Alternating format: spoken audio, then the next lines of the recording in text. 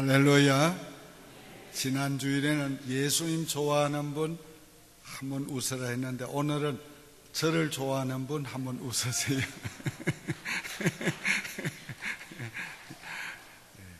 다 좋아하는 것 같아서 제가 기분이 무척 좋습니다. 하나님은 자기 백성을 버리지 않으십니다. 우리는 때때로 하나님이 나를 버리셨는가, 잊으셨는가 하는 생각을 할 때가 있습니다.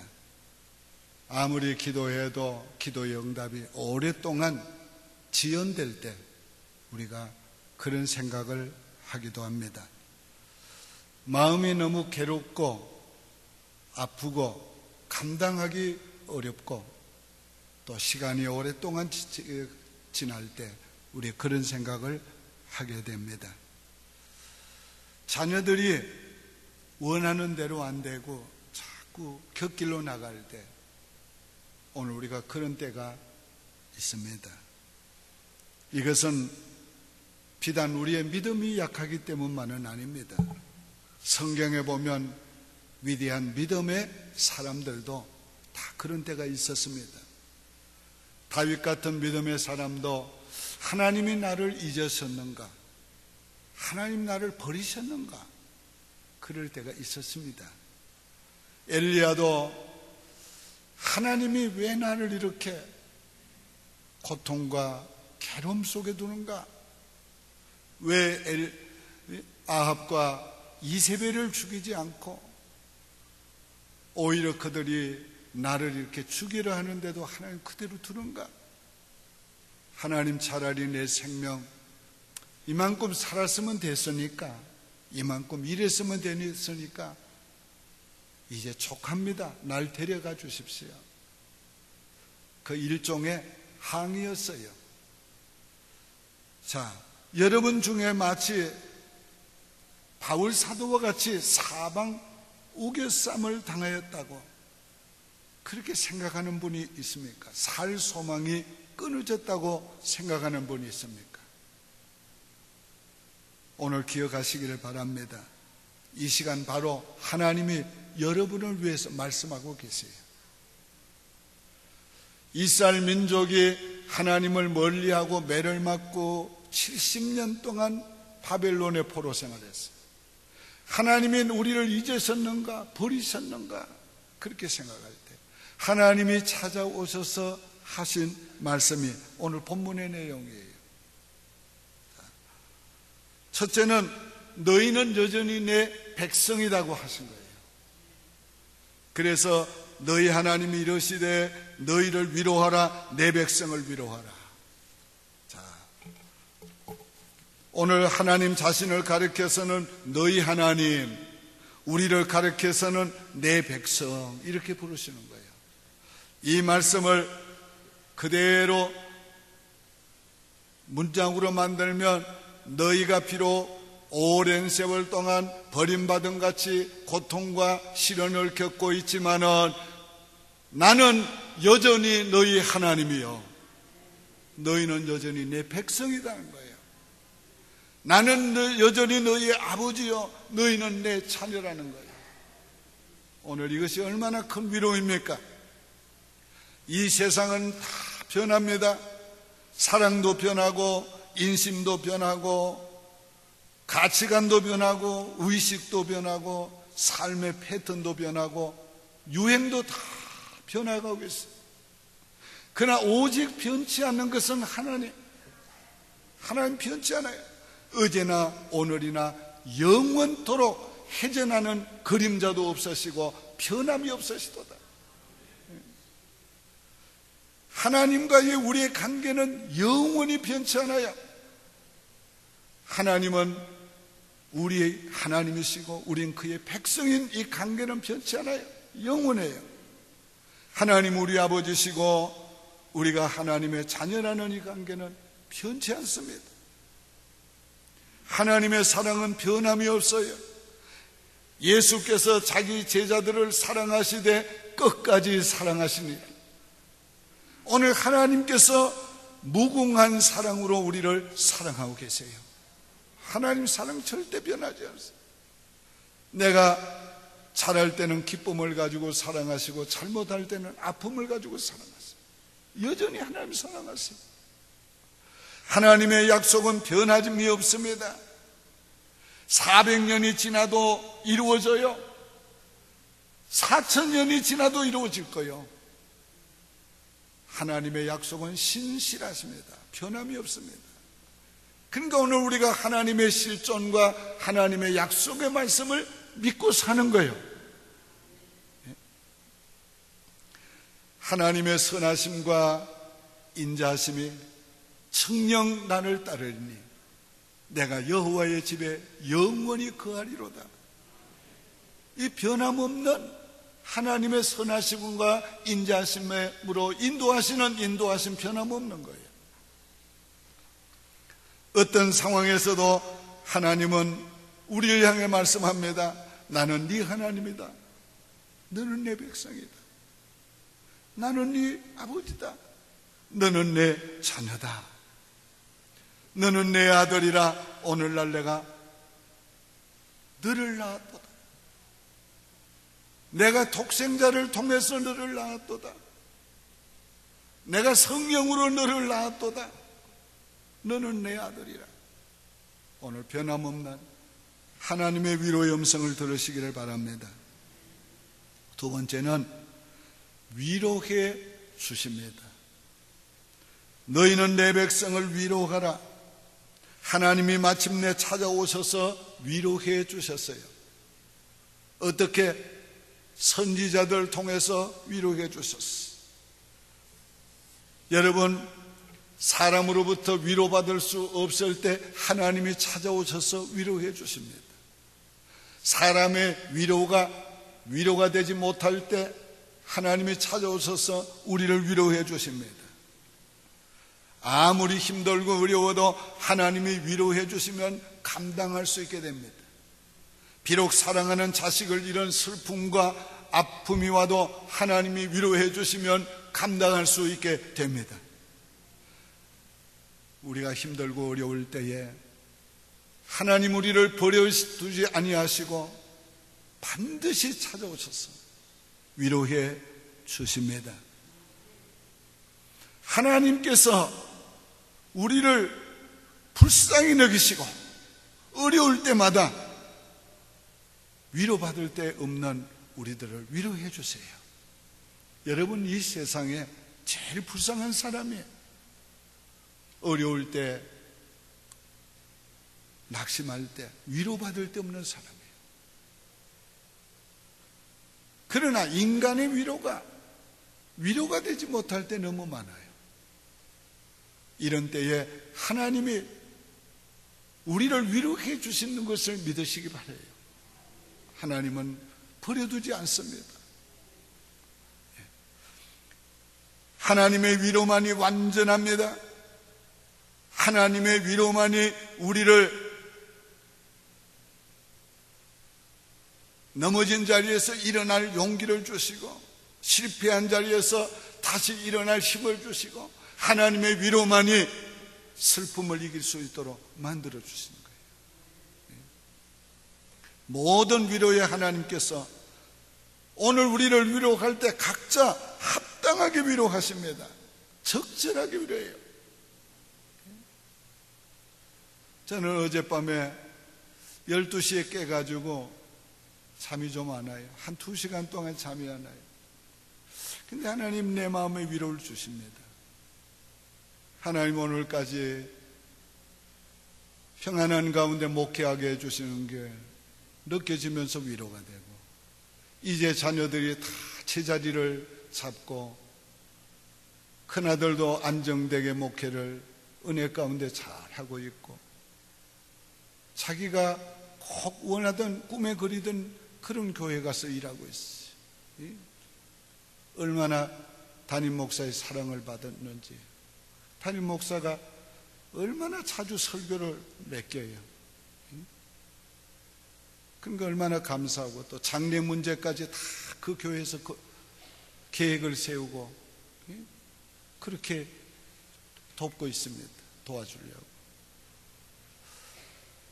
또 딸도 안정되게 이제 직장 생활하고, 어제는 이사를 마치고 들어가서 그 먼 데서 기차 타고 늘 다녔는데 이제는 한 2-3시간은 편안하게 더 쉴 수 있겠다 생각하니까 너무너무 고마운 거예요.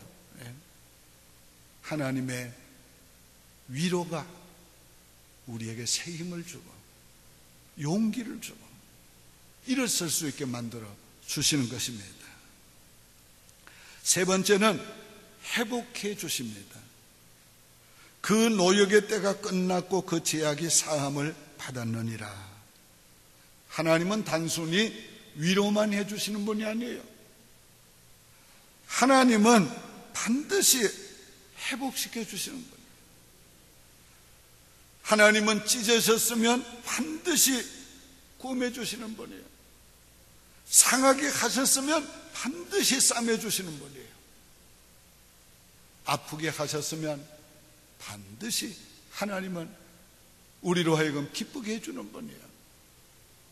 하나님은 절대로 우리를 때리시고 낮추시고 그대로 두시는 분이 아니에요. 언젠가는 회복시켜 주시는 분이에요. 그 노역의 때가 끝났다 그랬어요. 고난은 영원하지 않아요. 절망은 영원하지 않아요. 실패는 영원하지 않아요. 하나님의 정한 때가 되면 네 노역의 때가 끝났다. 하나님이 선포해 주십니다. 오늘 여러분이 어떤 아픔과 고통과 어려움을 가지고 있는지 모르지만 때가 되면 하나님이 말씀하십니다.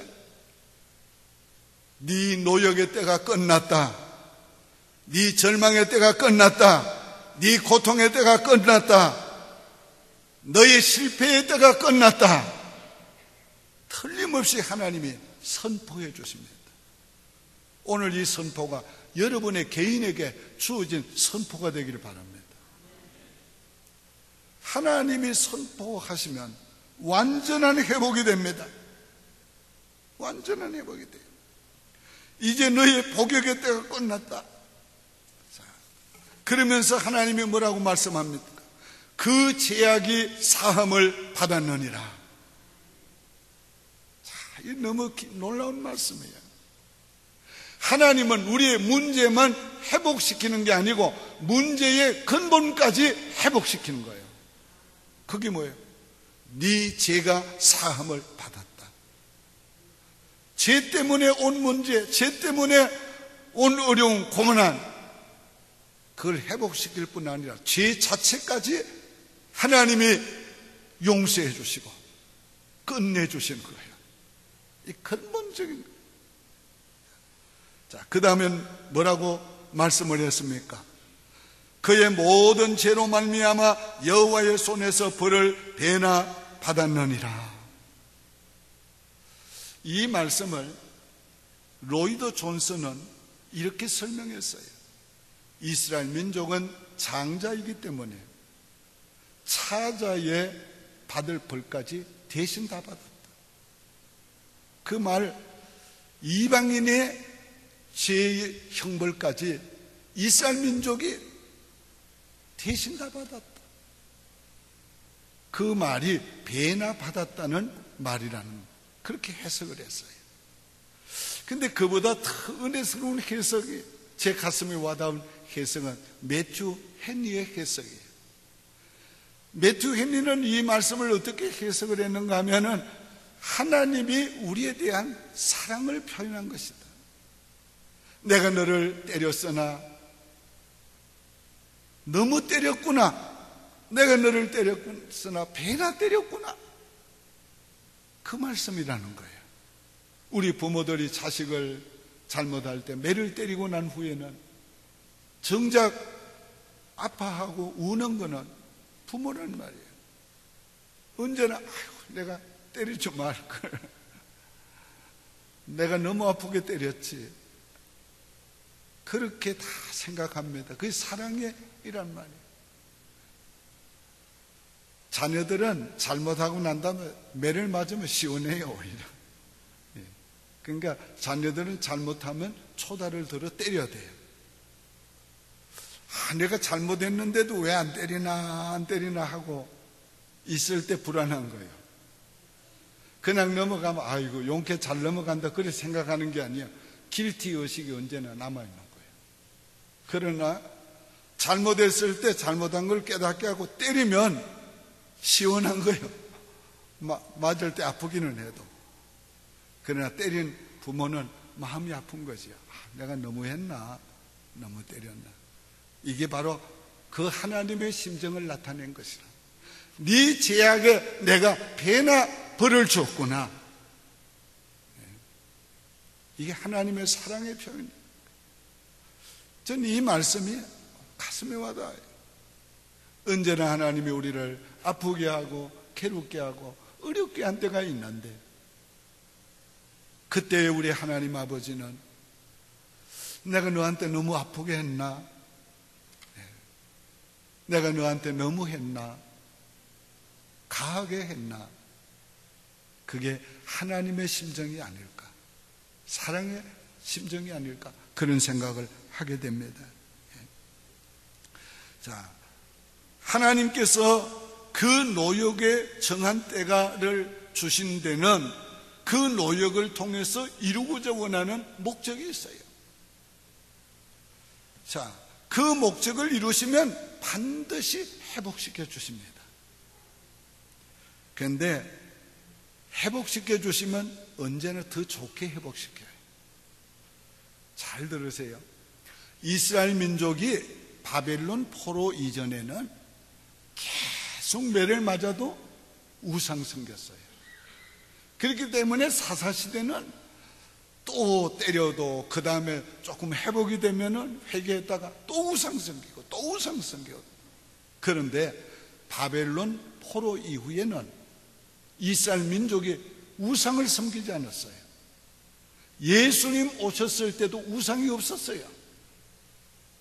하나님이 저들을 회복시키되 그렇게 회복시킨 거예요. 오직 하나님만 믿도록 만들어 놓은 거예요. 하나님만 섬기도록 만들어 놓은 거예요. 오늘 하나님께서 우리를 때리시고 아프게 하시고 그런 다음에 회복시키실 때는 아이고 세상에 믿을 것도 없구나. 하나님밖에 믿을 거 없어. 그래서 오직 하나님만 믿도록 만드시는 거예요. 그리고는 완전한 회복을 주시는 거예요. 전보다 더 좋게 만들어 주시는 거예요. 그래서 저는 언제나 하나님의 회복은 플러스의 축복이다, 플러스의 은혜다, 그렇게 표현을 합니다. 한번 따라 합시다. 사랑하는 아들아, 내가 너를 잘 아노라. 사랑하는 아들아, 내가 네게 축복 더하노라. 또 아들아만 하면 딸은 좀 서운할 수 있으니까 그래서 나는 자녀라고 하는 표현을 잘 쓰는데 성경은 아들이라는 표현을 많이 써요. 한번 따라 합시다. 사랑하는 딸아, 내가 너를 잘 아노라. 내가 너를 축복 더하노라. 너를 보다 네게 축복 더하노라. 그렇지? 하나님 언제나 그래요. 내가 네게 축복을 더하노라. 결론적으로 말씀을 맺습니다. 하나님은 자기 백성을 결코 버리지 않습니다. 하나님과 우리의 관계는 영원합니다. 우리가 어떤 형편에 있든지 하나님은 여전히 우리 하나님이시고 여전히 우리 아버지시고 우리는 여전히 그분의 백성이고 그분의 자녀입니다. 하나님은 때리신 후에 반드시 위로하십니다. 반드시 회복시키십니다. 회복시키실 때 언제나 더 좋게 회복시켜 주십니다. 이 놀라운 위로의 은혜가 오늘 여러분에게 임하시길 바랍니다. 이 놀라운 회복의 축복이 오늘 여러분에게 임하시기를 바랍니다. 기도드리겠습니다.